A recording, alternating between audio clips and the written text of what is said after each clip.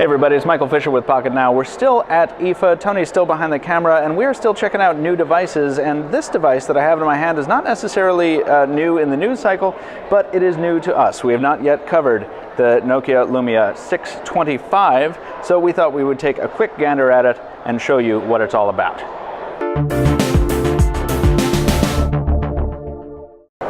So the 625 is another in a series of phones that manufacturers are building, which are large in screen size, but not necessarily large in on the spec sheet. You can see Windows. I mean, it's a Windows phone. You're not going to be surprised by any of the hardware here. The dedicated camera button, power standby, volume rocker, the headphone, the 5-megapixel camera with flash, Nokia branding.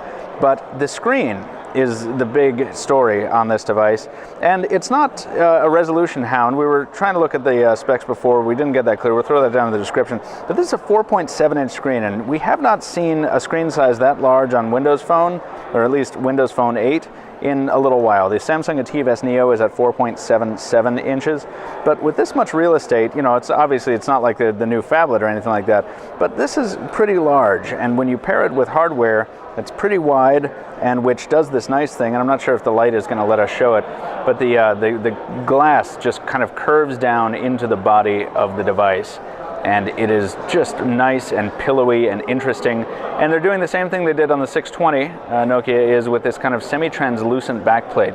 Really hard to see on camera, particularly in this lighting, but here's my Lumia 1020 next to it. Much more opaque, a much warmer yellow next to this kind of almost alien-like yellow. And this is not the only color you can get. You can get it in white. I believe there are 5 different colors actually available for this.